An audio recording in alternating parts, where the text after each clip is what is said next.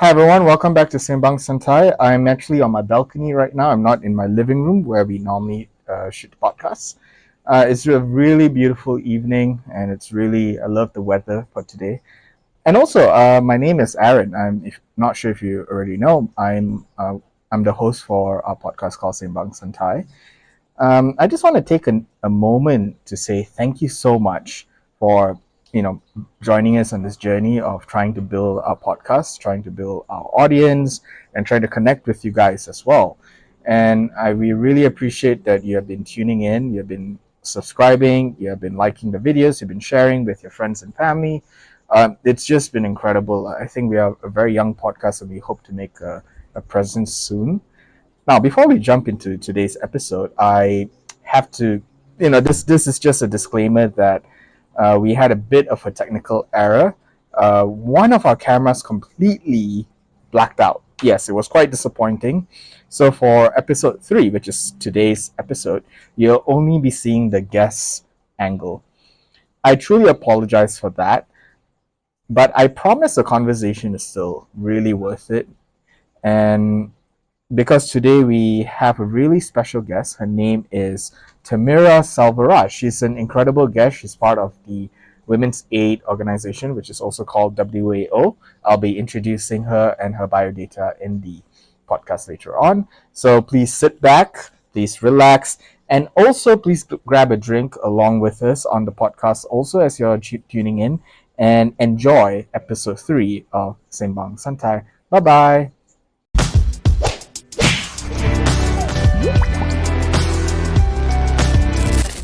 Okay. Well, everyone, welcome back to Sembang Santai, episode 2 for today. Our guest will be, well, let's not say a name just yet. She is from, she's a die-in protest to teaching Spanish slang. Wow. And from producing mental health podcasts to leading campaigns against gender-based violence. Tamyra Selvarajan has woven activism into every chapter of her life. Now an advocacy officer at the Women's Aid organization, also known as WAO, she champions causes from online gender-based violence to workplace inclusivity. Her journey is one of passion, persistence, and finding powerful ways to give voice to the silence. So, Tamyra, please introduce yourself. Hi everyone, I'm Tamyra. My pronouns are she, her. I'm the advocacy officer at the Women's Aid organization. I do a lot of things really. In WAO, I do more of public engagement, so I engage with students. I also do like media engagement as well, social media, so that's kind of what I do at WAO. Thank you for having me. No, anytime. I mean, it's a great opportunity to sit as Gen Zs to Yes! No, I'm just curious, like, someone at your age, what was the earliest childhood memory you had of, have you had a childhood memory of wanting to be an advocate? Oh, okay. I mean, my journey started when I was like a teenager. I see on social media, I was at the age where, infographics were a thing, where the book, all of that was a thing. And I started becoming more educated and becoming more aware. And I was like, oh, wow, okay, there's all this going on. And I was not aware of it. So that's kind of what led me to start doing this. So I wouldn't say like from childhood, but it's more from like my teenage years. Yeah. Teenage years, so exactly how old? These infographics came out like when I was like 15, 16, but I didn't really start to become like truly politically aware until I was like 18. Yeah. Were you ever discouraged to become political? I mean, for sure. I mean, growing up in an Asian house, right? My parents, they were like, politics, why you want to get involved in all that? So it was just a lot to handle. Even now, my job, I do face a lot of like backlash, like, oh, women's aid organization. Why is there no men's aid organization? So I get that a lot from my own family. So yeah, I mean, there was some like pushback, but I just keep going for the communities. It's why I do what I do. That's interesting. So when you talked about family pushback, what was like the first line or phrase that kept stuck with you? When I applied to WAO? No, I mean before, like even when. Okay, the first time was when I joined Parti Sosialis Malaysia (PSM). when I was 22, 23, I joined, and they were like, why you want to join all this? I thought you said you don't want to join a political party. Now you are joining a political party? Socialist party some more? Why? It was a lot of more of like questions, worries, concerns, like, oh, what if you get involved? And then what if you get arrested? What are we gonna do? Yeah, so it was more of concern and worry more than like pushback and discontent. It's interesting, right? Because I'm also a member of Party Socialist Malaysia. I'm not very involved yet. But when I did join, people did ask me like, why do you, family as well, they asked like, why do you want to be part of something like this? I said, I think it's a good perspective to have at the start. And then, but I think that's always a pushback. But I think as time goes on, I've always found that it's very hard to ignore injustice. Correct. So like, was there a moment when you first realized injustice was not something you could ignore? I mean, obviously, like my background, right? As an Indian person, it's very hard to like not ignore injustice. You cannot ignore it. We're seeing like, especially during the pandemic, right? Indians getting arrested, dying of police brutality. How can you look away from something like that? How can you ignore that? What's going on in Palestine? How can you ignore that? There's a genocide going on, and now it's being broadcasted for the whole world to see. How can you ignore and turn away? We are seeing like, mass, like for example, like in the US, mass deportations of illegal immigrants. And this is something that we can relate to at home as well, with illegal immigrants being treated, like terribly. So again, like it's happening all around us. You just have to step outside and take a look at the world around you and pay attention to the injustices that are going on everywhere. When you first, had that kind of like awareness, right? Let's trace back to the Indian issues. Like, what was like some cases you found that were more prominent than others? Not really any specific cases, just the rising numbers. I had friends who were involved in being activists for police brutalities. I had friends who were involved in BC Solidarity, and they were being detained for even speaking up about this issue. Like, why? Why is there this fear? We need to really question that. And I'm like, what is so bad about talking about issues like this? This is important issues. These are issues affecting the country. These are issues affecting communities. How can you arrest people for talking about that? Detain them, the police, for talking about that. Detain them. Detain them, yeah. Crazy. Yeah. We don't mean obviously detain the police. But I think with everyone who's young and wanting to be a voice for a community, you obviously have influences. Who are the key voices that you had? Like local voices? Anywhere, local, overseas. Yeah.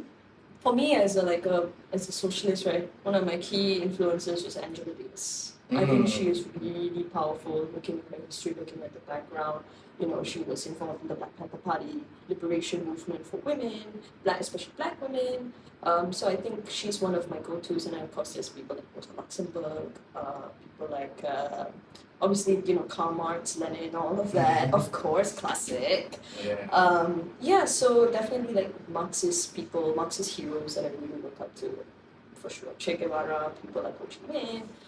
People who really like advocated for liberation and of course like decolonization, which is really, really important. What about the more like, when you just got started, when you were 18, when you're moving into more like advocacy work here in Malaysia, what were like those kind of key voices that you had here?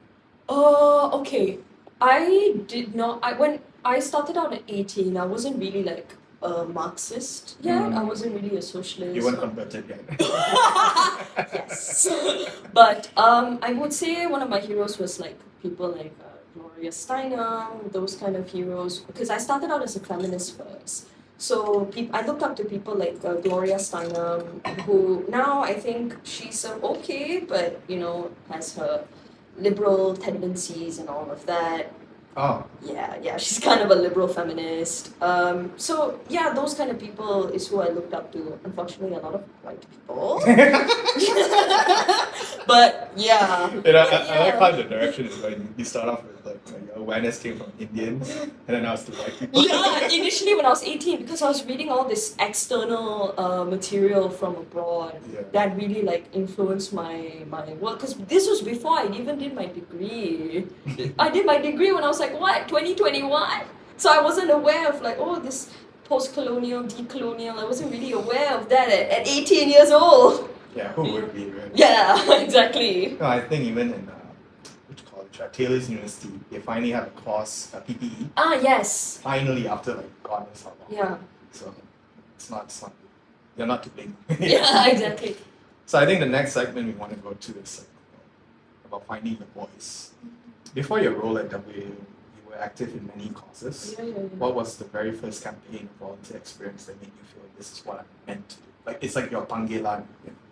Okay, wow, my panggilan. Oh wow, way to You're call calling it. back. Okay, I think like my first time that I knew that I was like meant to like really like make a difference was my work in I did a volunteer thing with ISEC. I don't know if you've heard of ISEC. Oh yeah. ISEC. Yeah. And one of the things that I did was volunteering to teach children with disabilities, children with special needs. So that, so you know, the patience and the level of dedication that it takes, I was like, wow, this is really admirable. And it turns out I was good at it. So I was like, wow, you know, this is like my calling. This is what I'm like meant to do. I'm meant to like help people. I'm meant to make a difference. Because if people can see like the good that I'm doing, then it's a good thing, lah. Why not? It's like that queen confidence. Queen confidence. How did your time at university studying international relations and Spanish begin to connect with the work you do today? Okay, my degree, let's be honest, it was very, no, I always say this all the time. Yeah. My degree was very Eurocentric because international relations, it comes from European schools of thought. Things like realism, liberalism, constructivism, it was all European schools of thought. So that was kind of like, I was like, why are we learning about all these white theories that do not relate to our global order now? They do not relate to Malaysia at all. Why?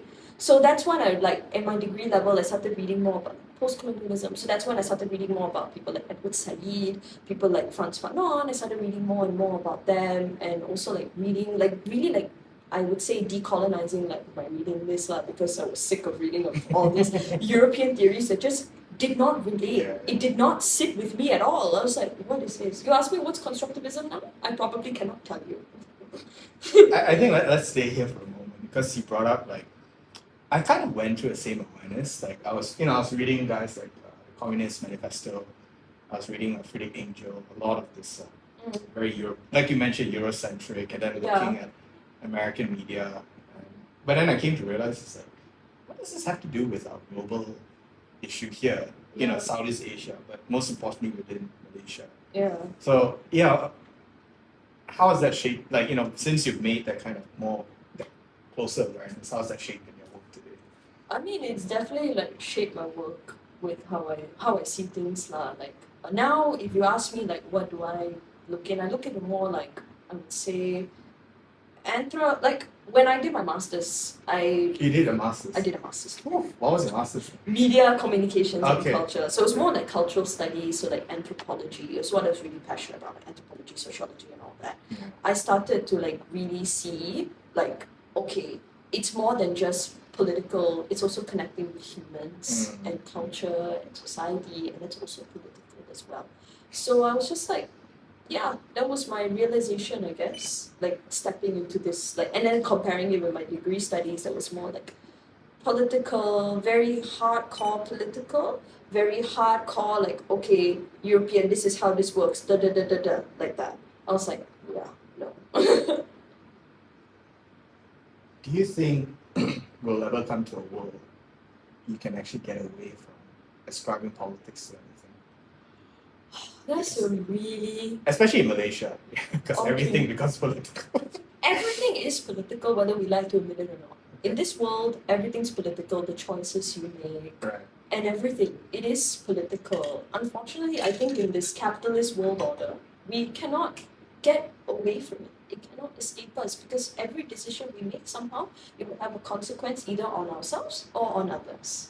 So I think it's impossible to kind of get away from that. It's impossible. It's impossible, I would say. Yeah. No, I mean, I'm just thinking, like, if it's impossible, then do you see a solution of like where we could communicate differently? Communicate our politics? Yeah. In a way that doesn't like divide us, but kind of like try to bring it closer. That's a good question. It's a hard one. Right? It's a hard one because I think everyone's bound to have like different opinions and different beliefs for sure.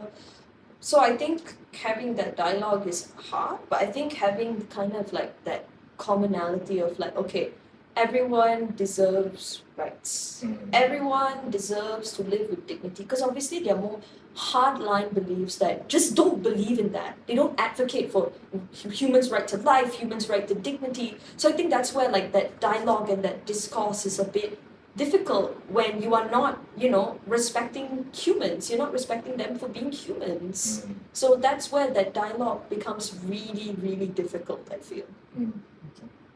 You've been a course representative. Yeah. Newsletter editor, a podcast producer. What? Okay, I mean, there's three here. Yes. Which one do you want me to? Okay, you know what? I'm gonna pick one. Yes.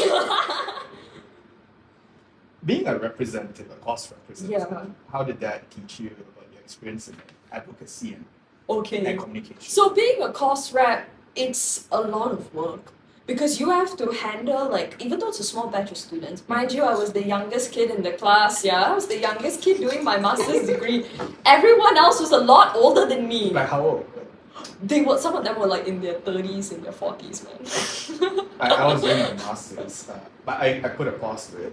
When I was doing it, I had married people in the course. Yeah, I had married people in my class, people with kids, so I was like, okay, I have to manage that. But it taught me a lot. It taught me about like leadership and things like communication, organizational skills, because I had to I had to put up the Google form every month to get feedback from the students. What do you think about this course? What do you think about this module? Do you like this lecturer? And relaying that feedback. So and then I had to write a report out of it. So it taught me like a lot like report writing, efficiency, time management, a lot of those like typical corporate office skills. but it's very useful in my line of work because it makes me very like organized being very organized, which is good in this line of work because you're always bombarded and swamped with a lot of things. So it's good to be like at the top of your game, I'd say. What is the current things you're quite swamped with? It's a very good. I'm very curious. It's just like deadlines to meet, like student interviews, emails. Students ask like, I want to interview you for this. I want to interview you for that, and I'm like, okay. So I have to learn how to prioritize. Okay, what I can take on, what I cannot take on, and I'm grateful for having like such a really supportive team and a really like great manager that's like really understanding and like, okay, we don't feel comfortable taking this, that's fine. We can give it to someone else, or you don't have to take on everything. And that's what I really learned in my job, which is that it's okay to say no. It's okay to have boundaries because I feel like growing up, we are very like people pleasing. You have to say yes to everything. You have to be nice. You have to sacrifice your well-being in order to please others. So in this line of work, I learned that, you know what? It's okay to say no. It's okay to not please everybody. You cannot make everybody happy. You just do your work and that's it. Sounds like a typical adulting. Exactly. Yes! But I find, your story is a bit interesting because you were teaching Spanish. Yes. And then you were feeding food to the homeless. Yeah. So when you were, I mean, how do you see the gap between the feeding the homeless and the teaching was so big? Yeah, I'm just curious. Yeah. Okay. So feeding the homeless, I did that when I was a part of the Leo Club in my school. Leo Club is like this charity club. They do a lot of charity work. So feeding the homeless was one thing that like I volunteered to do. And we went to like Kachara, we did it with Kachara Soup Kitchen. So we traveled around KL to give food to the homeless. It was quite like a really like interesting and very like eye-opening step for me as someone that, like, at the time I wasn't very political, right? So I didn't really understand. But just like seeing the homeless like so happy with the food that we gave them, it was like quite comforting to see. And then the teaching Spanish is because of my degree. I just wanted to like earn some extra cash. It's like, you know what? I'm good at this. let me teach people. Let's see how this goes. And it went well. It went you know. well. It went well. I mean, it's still going on. It's just that I Okay. don't take on as many now because of my job and everything. Yeah. When you were feeding the homeless, Yes. did you ever encounter any stories from there? Not really a lot of stories. They were just taking the food. You didn't make any friends. Huh? You didn't make any friends. Any friends with the homeless? They were just there for the food.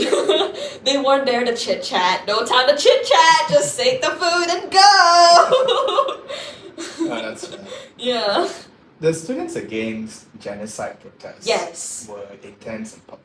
Oh yeah. Yeah, I think this is the portion where I really want to just kind of marinate a bit. How did that experience? What was it like? Okay. So Students Against Genocide, I mean, it started when I was doing my masters. In like 2023, when like October 7th happened. Yeah. And seeing like after aftermath, right, Palestinians dying and seeing it on my phone, I felt very like hopeless and defeated, and it was really affecting my mental health. It really was. And then like I spoke to my lecturer, my personal tutor, and she said she was asking me, how are you doing and all that. I said, I'm not doing great. I'm not doing good.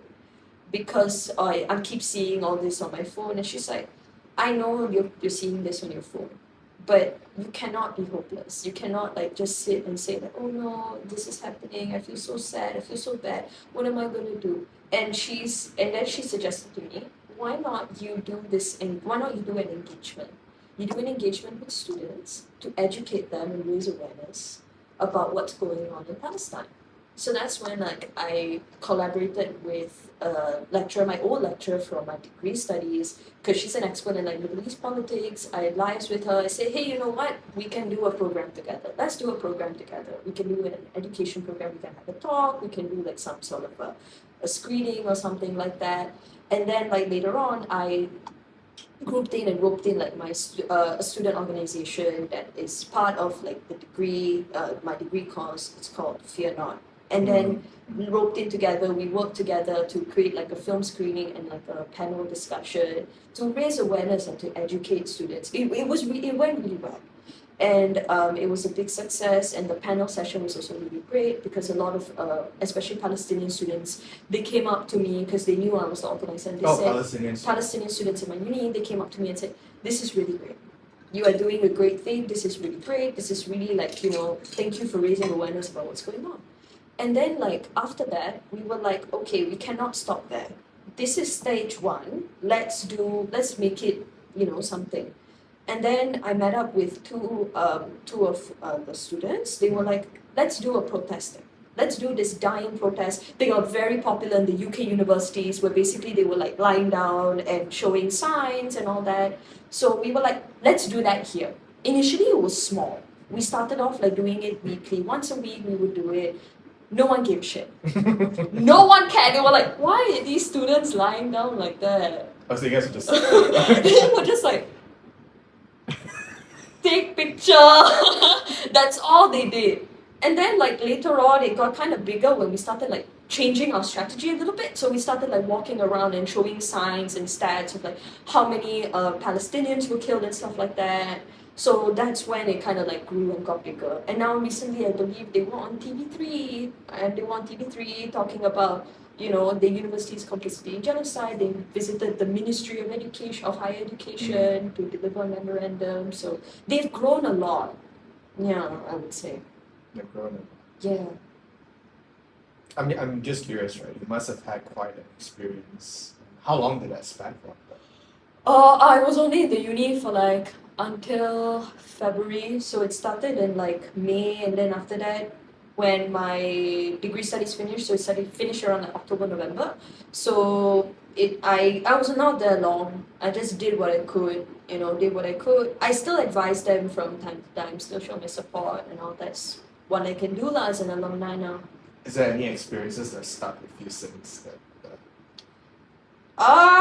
Okay. The walking around and people like looking like, oh, and they were like taking videos and all that. And then we had like staff, staff, especially like cleaning staff. These were not like lecturers and stuff like that. These were like cleaning staff. They were like, bagus lah.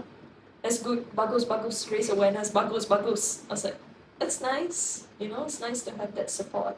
No, I think that's fair. I think we're slowly warming up. I think we've gone through a lot of warm up.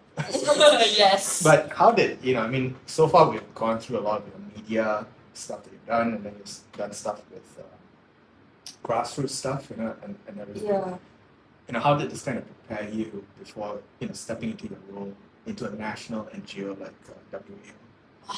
I don't think anything could have prepared me. Really? Seriously. I think you're like quite prepared. Because to be honest, I was like, oh, WAO. And I at first, I'm going to be honest, Yeah. I did not know about WAO. I'm serious. Okay. I did not know. I was like, what is this WAO? Because a friend recommended the job to me.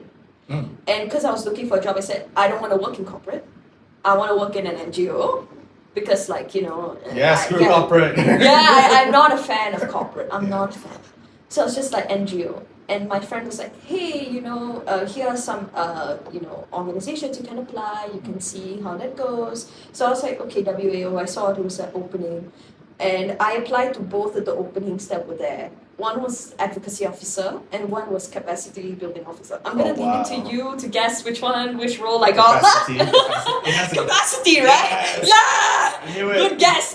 I knew No, it. it was the Advocacy Officer position. Oh, okay. Yeah, No, because I see you're quite capable of things. I mean, yeah, but sometimes I give trainings as well, so, Right.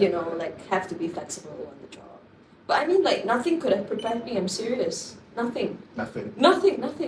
But then the interview went well, they were asking me, oh, what do I think of this? What do I think of that? And I was just giving and talking and giving and talking.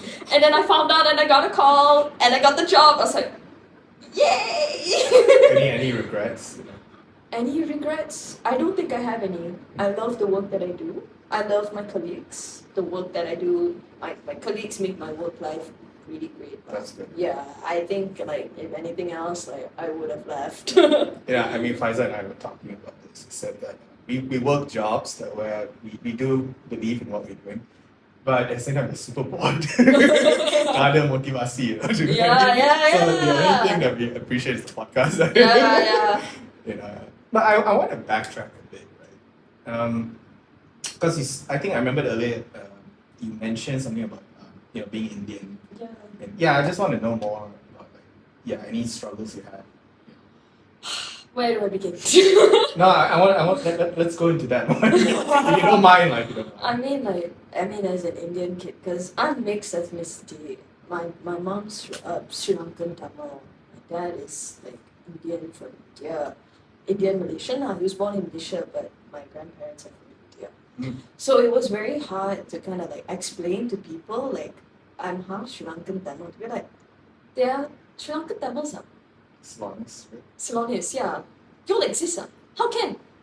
Cannot be. You're why aren't you the traditional? Yeah, why aren't you the traditional? No, get a master's, get married, settle down, have kids.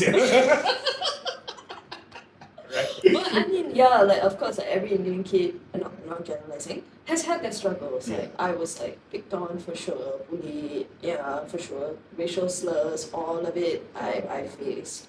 I mean, I'm grateful and privileged to say that I'm upper class Indian. I'm upper middle class.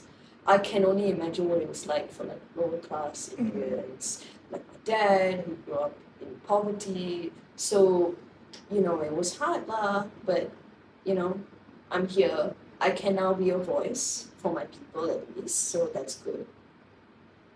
When you join Women's Aid organization, do you have any kind of role where you are working with predominantly Malaysian Indian women? Not really, because we try to work and advocate for all women. So we don't really look at it from a racial kind of perspective. We try not to do that. Malaysia for all Malaysians, right? Correct. Yeah. A safer world, a world without violence for all Malaysians. DAP may have forgotten that slogan. People like this slogan. No, I mean, but was it a surprise opportunity, or was it you knew this was it, WAO? It was a surprise, for sure. I mean, I didn't think I was gonna get this job. I thought like, okay, you know what, let's look elsewhere. Let's see. You know, I wasn't the kind of person who's gonna like, okay, let's think, let's put all my eggs in one basket. I'm not like that. Okay. I'm anxiety overthinker, so I was like, you know what? Let's look elsewhere. Let's see. I sent in, I think I remember like 100 job applications. 100 jobs. How is that possible? In one day, I was just like, see, okay, let's see if I can get this one. Apply. I was like a robot, like a machine, like just apply. Because I was like probability, chance, you know. And then like somehow this job, I was like, I got a call. I was like, I got the job. So I was like, yay! No more job hunting. No more job hunting. Yeah, thank goodness. I'm kind of going through that struggle with my. I'm looking for a new master's program, and I'm applying to about 100 colleges over the course of like 4 months now. Oh my god! It's quite insane. I've not gotten anything. Oh yeah. But I mean, it's interesting, right? You know, because coming from your social, cultural background, being Islamist, Tamil, right? Yeah. And then Malaysian Indian, okay, that side. You know, like for me, myself, my dad is like Malaysian Indian, but he's my daddy. Is more Tamil in that sense. But so growing up in a household like that, you have a lot of like expectation to do certain things in certain ways. So things like mental health, depression, anxiety is always kind of kept under the rug. Yeah, I was just curious, you know, it doesn't have to be your parents, like your relatives at the end, like, why is this one a bit different? You know, have they ever seen you and said, why are you so different from Yes! Okay, great. I get that all the time. Oh, They're okay. like, why do you work NGO? Why can't you work in corporate? Even like I appear in a lot of media stuff. Like I show them like, oh look, I was on BFM. You see or not? I was on BFM. You read my article in the Star or not? I'm like, okay. I don't understand all this. What is all this gender-based violence? Gender-based violence. What is all this? And appearing a lot in the news nowadays. If he does something to you, you snip his balls off. Okay, maybe not like that, but like maybe not like that, but they're like, oh, you appear in the news a lot. Interesting, huh? Interesting, huh? So and then they always ask me, like everyone always asks me, when you work in women's rights space, what do you think of men? Do you hate men? Is it the women that ask you or is it the men that ask you? It's both. It's both, okay. Yeah, they're like, oh, do you have a boyfriend at your age? You know, like, oh, so when you work in this space, does your perception of men change? I'm like, they are humans, just like us. So I'm like, it's not good to have this like negative. Yeah. It's not good. And it's not healthy to like have this crippling fear of people. It's not good. It's not healthy. So when you hear stuff like this, and you see a lot of divisions are just colliding with each other, but I'm kind of seeing a picture here, and it's kind of like you are now being the representative. You're like now the storyteller in a way, and rewriting cultural phenomena that have been around cultural stigmas that have been around for so long. So I mean, we can talk about your big assignment, your first big assignment at WLEO, but I want to know what's your personal assignment as an advocate, your personal, Oh wow, that's a very good question. Yeah. That's really good. Okay. I think for me, like personally, I think like the biggest thing that I did was actually, doing the memorandum that I did before IPB with PSM, Party Social Doing that memorandum, like it was especially like working together, collaborating, being like for the first time, being kind of somewhat in charge of something like that. I was like, wow, I didn't know I'm so capable of doing all this. Leading a campaign, it's not easy to lead a campaign, especially at my age. It's not easy. At your age? 24. It's too young, is it? I mean, for me, people would say like, wow, you're so young and you've done so much. Oh, yeah, Wow, you're so to young. kill Because you, people lah. always think like I'm older, and I'm like, no, I'm 24. And they are like, no way, you're 24. No way. Chinna ponnu. That's what they would say. Yeah, I'm like, no, I'm 24. I'm 24 years old. Guys. Please believe me. I thought you were like, when I first saw you, I thought you were like 16 or something. What? Oh no, she's not 16. 16? That's crazy. Yeah, because you're fine. You have like a very youthful. Football. Yeah. I'm not sure if that's a compliment. That's I hope it is. No, but 16. Wow. First time I'm getting that. I'm not calling you immature. I know. I get that. But I'm like, wow, first time. No, because I feel like, when, like, for example, sometimes I watch Parliament and watch a lot of our deputy ministers and our MPs, right? I mean, dude, they're so boring. They don't have a vibe. There's no branding about that. And then then when you look at guys like Kyrie and Rafizi who started their own podcast, you can sort of see they have their own brands. Yeah. And you see other women who are also doing the same. And so I think as much as we are capable of the work, we also need to show who are we actually. Correct. Yeah. Yeah, I think moving on, you've led campaigns on online gender-based violence and intimate partner violence. Yes. Yeah, I think so. The question was going to be, can you share one campaign moment that felt like a turning point? But I think before we jump to that, can you talk more about intimate partner violence? Yeah, because I think that's an important subject where Malaysia we have not actually gone into because we think it's not a serious thing. Yeah, that's it. I mean, yeah, intimate partner violence. It's something that we're seeing a lot more now. With cases of, especially with the Taylor's University student, the one who was stabbed. It was her partner that did that. Her ex-partner that did that. Stabbed her, right? Yeah, correct. And it's something that we should talk about more. So intimate partner violence, what it is, it's basically violence that it's in a non-married relationship. So it can be partners that are together, engaged, or even separated and divorced. Yeah. And the reason why we don't talk about it much is because it's a lot of reasons why. It's societal taboos, it's because it's not recognized in the law. Under our Domestic Violence Act, it's not a part of it, which is what we're pushing for, really. We're pushing for that. You're pushing policies, right? Correct. We're pushing for it to be recognized under the Domestic Violence Act, because now the Domestic Violence Act, it only recognizes couples who are married. Only. Yeah. That's terrible. Yes. So we want, what about those who are abused when they are, in a dating or, engaged, divorced? What about them? What about the children in those relationships? Do they not matter too? Do they not deserve protection? Because I hear a lot of people, yesterday I heard one conversation was like, oh, but why you need all this protection? It's against our beliefs and all of that. But I'm like, don't they deserve dignity? Could you unpack that a bit more? What beliefs exactly? Like dating is, we have a very taboo dating culture here in Malaysia. It is. You're talking about Malay Muslims? In Malay, not just Malay Muslim, but in general. Really? Dating is not something that's a bit cautious. You can't date around, that kind of thing. You only date to marry.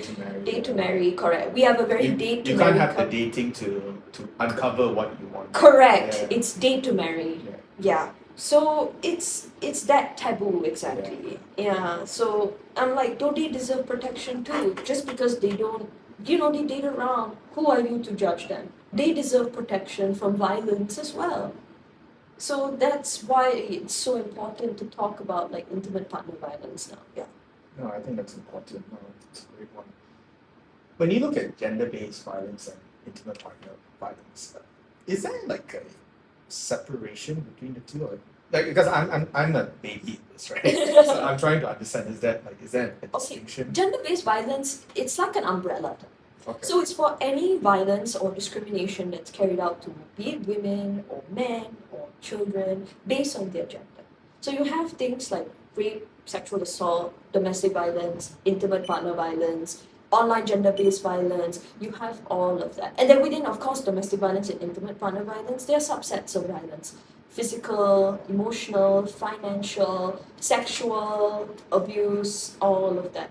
Isolation, all of that is under that umbrella. And then, of course, within gender-based violence as well, you have things like FGM, FGMC, you have things like polygamy and all of that. So those are under the umbrella, and femicide, of course, umbrella of gender-based violence. Sorry, what's femicide again? The murder of women and girls based on their gender. So it's different to homicide, where homicide is not necessarily gender related, but femicide is gender related. I remember someone recently said that gender-based, the gender studies. Yeah. So they're saying gender studies is quite like useless. Okay. I'm of the opinion that I think it's quite useful because even looking at the terminologies, if you have a gender, like you have the studies like that, you can understand it better. Because someone like me, I'm like, hey, crap, there's all this stuff because I'm not educated in this stuff, and you have more people who are. So I was just curious, do you ever see yourself doing a PhD in university? Maybe in gender, because like my line of work is more gender. Even like my degree studies was more in gender. I was like feminist. and one of my lecturers predicted I was going to do this kind of work, and he was right. Oh, he predicted He it. was correct. That I was going to do this line of work. That I was going to be this feminist. So yeah, gender studies. It's important. I think people like tend to reduce the value of humanities degrees, and I'm like, why? They are a degree. They are important. We look at the state of the world now. People like over relying on things like generative AI and all of that, and it's creating a lack of literacy amongst our public. And I think like degrees in humanities, it teaches us things like critical thinking, critical reading, things like empathy and compassion, which I do not see a lot of nowadays in our society. I was talking to a friend of mine recently, and I think that's the issue we have because we have a lot of science grads and maths or science grads and stuff, but they learn the technical study of how to do it, but they don't learn the anthropological development of that, where you learn how humans were affected by, but in a positive way and a negative way, how they were affected through scientific discoveries and implementation. So I think that's what's wrong with our modern society. It's kind of like humanities and science or technology as both separate. But I mean, if you look at Sunway actually has they have a center. It's called Digital Humanities and Cultural Studies. Yes. I'm sure you know of that one. Right? I do. I'm aware of it. Yeah. What's your opinion on those kind of? Like digital centers and all of that. Yeah. Like the combining of digital and humanities, because like normally it's always seen as separate, right? But now they're bringing the science and humanities together. Yeah. I think that's a good thing, actually, because I mean there are lots of fields like biological anthropology and stuff like that that's really useful for understanding things like conservation, for example. If you look at the origins of like conservation, it is colonialist in origin. If you actually like do the research and you look at it, it's colonialist because what conservation does is it basically like it ignored indigenous knowledge, which is something that I think a lot of like Europeans, they ignored that. So I think learning about that and learning that history is so important, and like it's important to know that sometimes these things were problematic. These things are problematic, and you have to evaluate. And I think it's a good thing that it's now being merged and it's now being combined, because science and like the humanities, we have similar things, like for example our research skills similar. Humanities does qualitative and quantitative, science also does qualitative and quantitative research. It's a lot more in common than people realize, actually, and this merge is a good thing, I feel. No, I think it's a great thing. I think advocacy often involves quieter, behind the scenes wins. What is the greatest win you could remember? Oh, greatest win. I think for me, the greatest win was, I don't know, like being acknowledged in my like workplace, in my work, for the work that I do. I think that is like, for me, it's a small win for me. Small win. Small win. It's a win. Being acknowledged in my work, being told, "Hey, good job." It's nice. It's nice to hear that once in a while. So I think for me, that's a small win. A lack of encouragement. Yeah. I sometimes think that a lot of gender-based violence and discrimination against gender sometimes comes from a place of not being encouraging enough. We tend to discriminate quicker than we are to try to understand. Yeah. What are certain like social habits we could develop? Particularly more towards youth, how we could develop those kind of empathetic social habits. Okay, I think one of the things we can do there is being more mindful of what we consume online. I don't know if you watched the show Adolescence. I think that show is a great show that talks about how young people are being, they're watching this kind of content online. They're watching things like Andrew Tate and all of these people. Sigma, Andrew Tate, all these people, and learning all these behaviors, telling women like, telling their teachers, why should I listen to you? You should go to the kitchen and make me a sandwich. Like, this is the culture that all these people are breeding, and they don't even, and these influencers, they don't care. Make daddy a sandwich. They don't care. They don't care. And I think that's really worrying that these people are doing this and they don't care about the impact. Yeah. I think I remember I saw this one video of this manosphere influencer. His name is Sneeko. And these young boys, they were approaching him and they were like saying all these hateful things. I was so shocked. And he was like pretending to be shocked, like, but he doesn't care, right? He's like, no, we don't say that. We don't say we hate the women. We love women. We love everybody. I'm like, this is the kind of culture that you are creating. So I really think, like, again, with being more mindful of what we consume, I think also, like, having that awareness, having that literacy, reading more for sure, is a way that we can develop those kind of like empathy and that kind of understanding lah. Yeah. I mean, did you all forget Barney? Barney, like sharing is caring, empathy, kindness. With the amount of memes that goes on with Barney, you know how like when we were growing up watching Barney and stuff, it was like such an innocent thing. Now they've turned it. They turned it into that. That kind of pedophilic kind of nature. No. I can see Faisal. Faisal is like, yeah. No. Faisal, are you still a Barney supporter? No, man. You see, look all the truth comes out. Oh my god, no! No, but seriously, I think developing that culture, it needs to be brought back with all of these shows and all that. I'm glad now that the kid shows like Bluey that are teaching children about like empathy, compassion. It is also a great show for adults as well that's teaching them about all these things, like parenting your inner child and all that. So I think those are, definitely. I want to know your perspective on something. So I've been trying to advocate that we need to we do need to keep case studies, journals, policy documents, but we need to communicate this qualitative and quantitative research into visual aids, whether it be like something like a podcast platform, or it can be like TED education, right? Yeah. I was just curious. Do you think you'll ever see WAO or youth organization moving in that direction of more animated?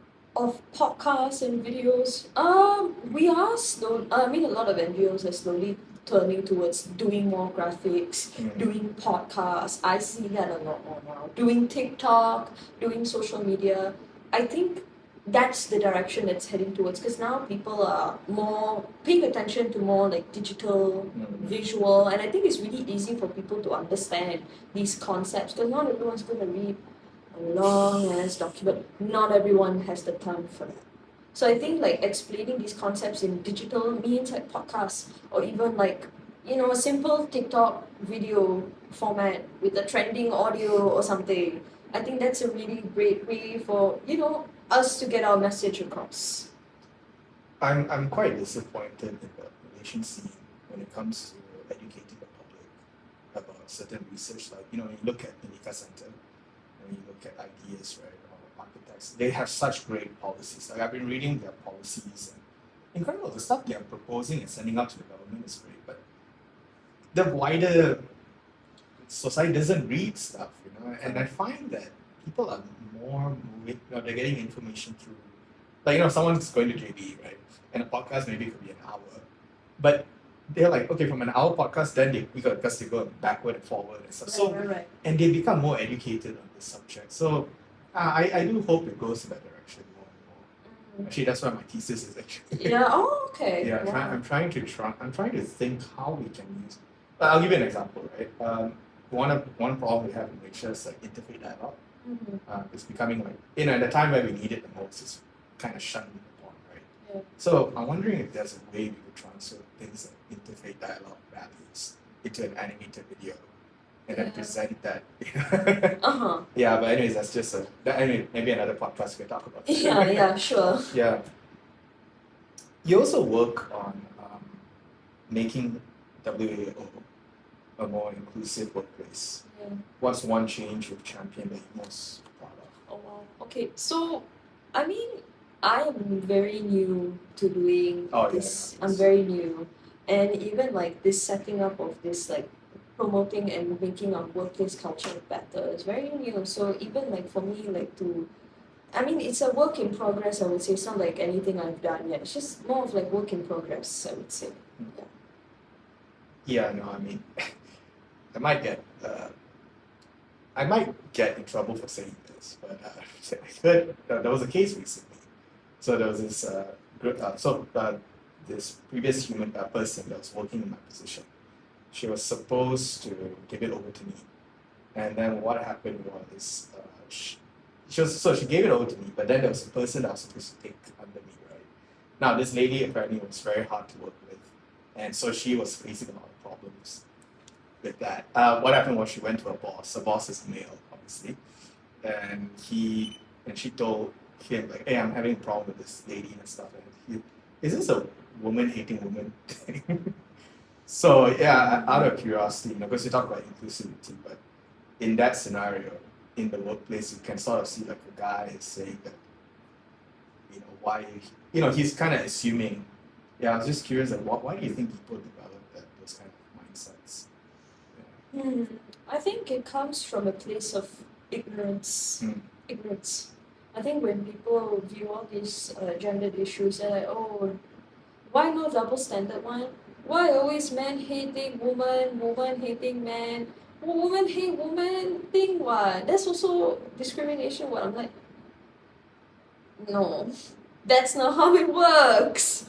It's more of, yeah, it definitely comes from that ignorance. It comes from a sense of, I would say, a little bit of lack of understanding. When people hear things, even like things like feminism, they're like, so it's for women now, what about men? Men don't deserve rights, is it? I'm like, no one is saying that men don't deserve rights. It's that men have more rights than women do. Now, in this world, that's how it is. Men have more rights than women do. So women, we have to fight to be to be equal. But they don't want to understand that. So that's the problem. And I think like raising more awareness on these things, especially in Malaysia, when you hear things of like, oh, feminism, patriarchy, and all that, they're like, what is that? Why do I need to know that? Why does that concern me? Doesn't concern me, but it does. It concerns us more than we realize. So I think like, yeah, ignorance, but then like that scenario that you pointed out, right, comes from ignorance, definitely. I remember she felt so super bad about it. Yeah. She was like, I'm so disappointed. She told me, I'm so disappointed you said that because I've been working here for so long and this is what he has to say after all this years. Yeah, that's horrible. Yeah, I mean, no, I'm just thinking, when you talk about, why is it not fair? Why is it like men and women hating each other? Why do we never address the women hating women, men hating men kind of thing? And obviously from your perspective, when you work in WAO, do you see those kind of scenarios like women hating women or against WAO kind of situation? Like, what do you mean? Like the cases we take, or is it like? No, it's just people saying like, why are you doing WAO? It's kind of pathetic work, but it comes from the voice of a female, obviously. I mean, definitely, like, my family's perspective is like, why are you doing an NGO? You can work in the corporate sector and get a lot of money. Why are you doing all this? So I definitely have gotten that. And it's not like a gender issue, it's just more of like, just them not being happy with the work that I do now, with the job that I have and all that. But I mean, I bet they are. It's just that we don't I bet they are, and again, it's because of ignorance, which is what we want to change. Yeah, but in Malaysia, but overall in general, it's more likely that men have these kind of ignorant views about things like women's rights and all that. It's more likely that men have these ignorant views in the first place. Yeah, because it comes from patriarchal system. Correct, Yeah. correct, The influence of it, right? correct. We're coming towards the end. Yeah. So this is a bit more of like, just a reflection on your careers. Your career resume. By the way, when I say career, it's not a huge thing. It's just more of like your progression. Yeah. Yeah. Advocacy can be emotionally heavy. Oh yeah, for sure. How do you personally avoid burnout or find a way back when you feel drained? It's a very good question. I think for me, like, learning in this job, not only do I have to advocate for others, I also learned that I can advocate for myself. And that means like setting boundaries. At 24, for the first time in my life, I am learning how to set boundaries. I am learning how to say no. I'm learning how to like say, hey, I cannot do this. I don't work, for example, like for me, I don't work after hours actually. After 5, I clock out, I go home, no late meetings, none of that. Is this work? This is technically, let's call it Sembang. Yes! Yeah! Say it to the camera. Say it to the camera. We call it Sembang. Yeah, man. But yeah, I mean, establishing boundaries is so important. Taking care of yourself is so important because if you cannot take care of yourself, how are you going to take care of other communities? They need you. The Akawumi, the grassroots, they need you. They need you at your best. And yeah, taking care of myself, even like I'm lucky to say that, I seek help, I talk to people whenever I'm going through something. So I think having also that community within yourself is also really, really important in my line of work, for sure. That's cool.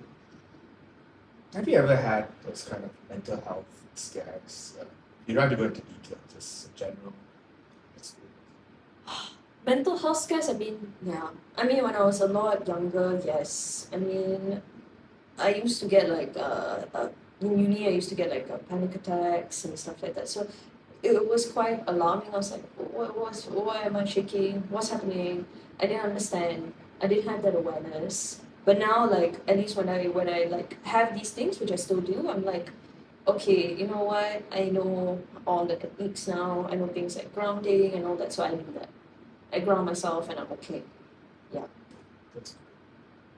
Looking back on your journey, is there a story or person that changed you as much as you tried to change the world? Now, it doesn't have to be like anyone that's popular or known in books, or it doesn't have to be anyone who's like a family member or a friend, but it can just be like a passing individual. Yeah, so it's up to you. Yeah. Okay.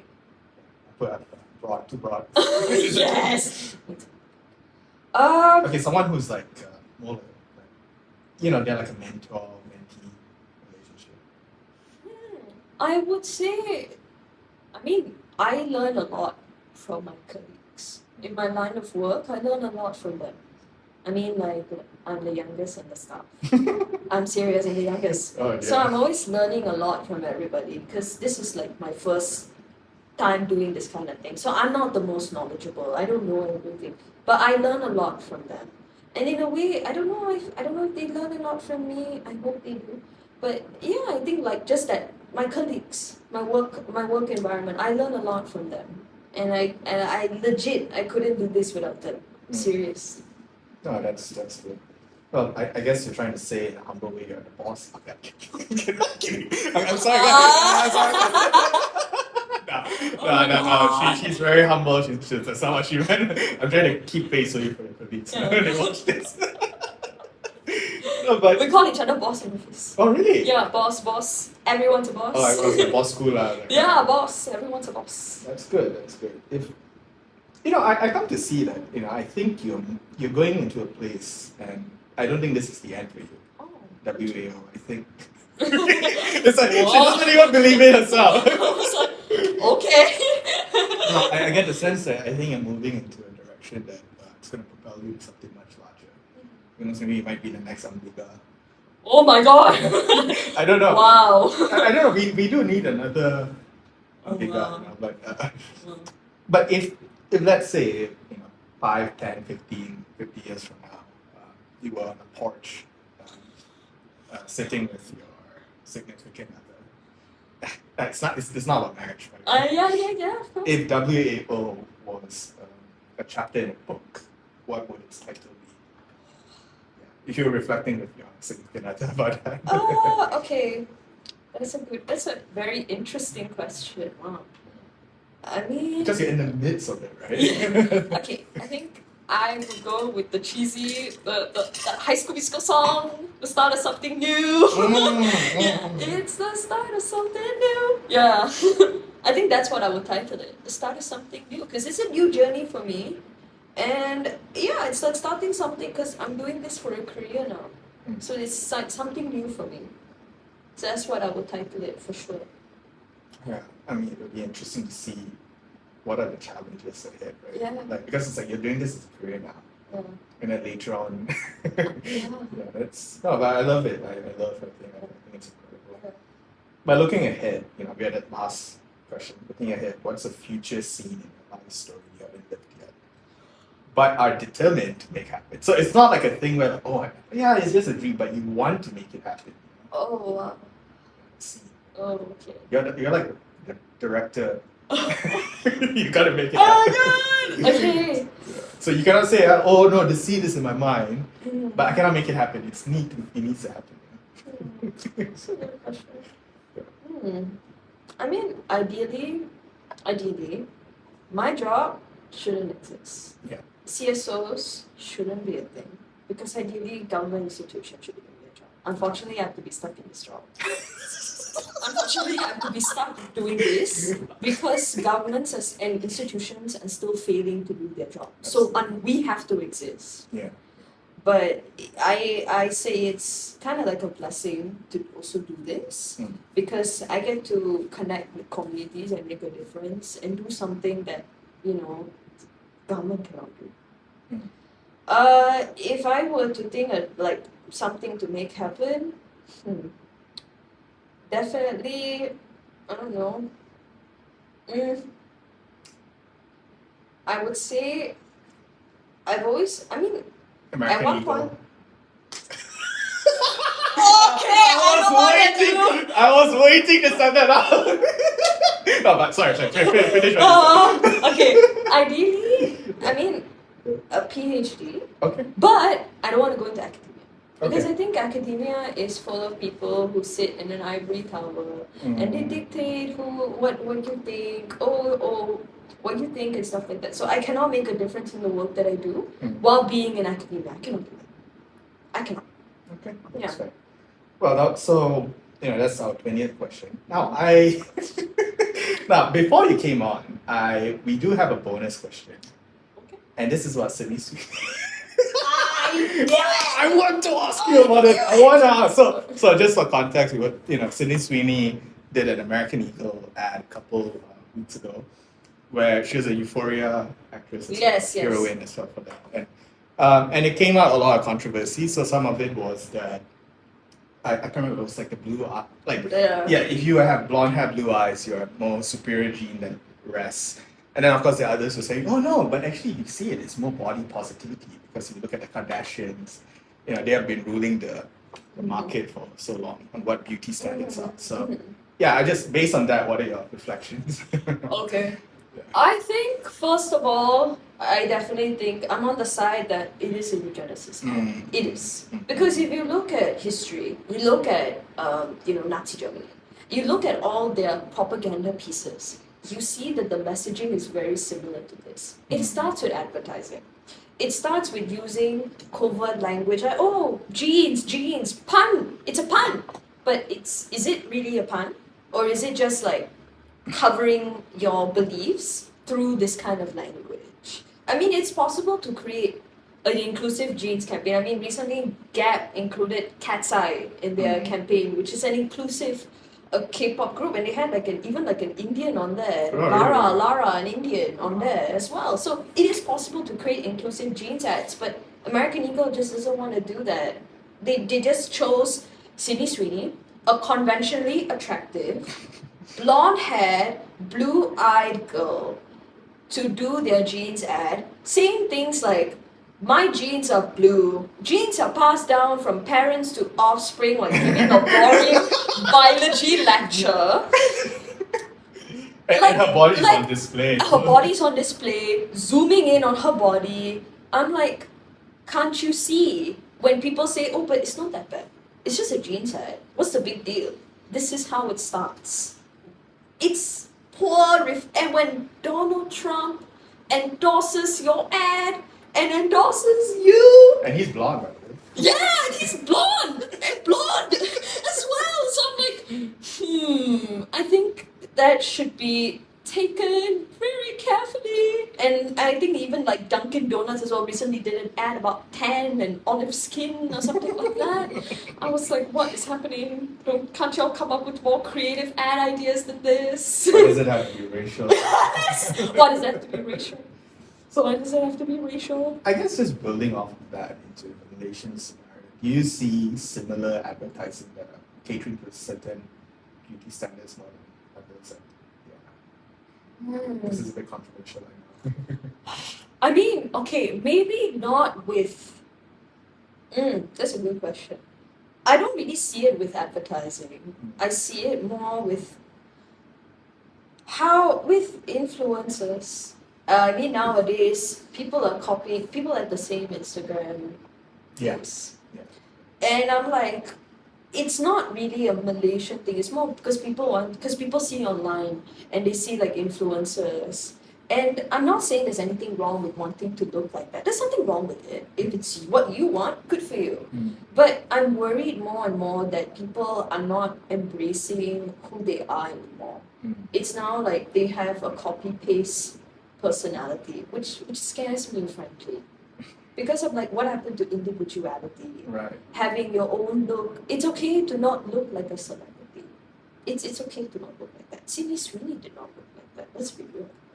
Yeah, I mean she grew into her look. She was one of those. But I mean you don't have to look like that, and not everyone can look like that, and that's okay. Yeah. No, that's fair. I think that's a lot to ponder. I think not just on that, but everything you said today. Yeah. So I just want to say thank you for coming on to You're Sembang welcome. Santai. And everyone, please like, share, and subscribe. And I would love to have you on in future, Yeah. especially as Sure. your work grows and you get Yeah, to see sure. more of. Yeah. You get to see the Ambiga. Oh my god! You have to stop with that. All right, thank you everyone. Thank See you, you soon. Like, share, and everyone. subscribe. Bye bye. Bye bye.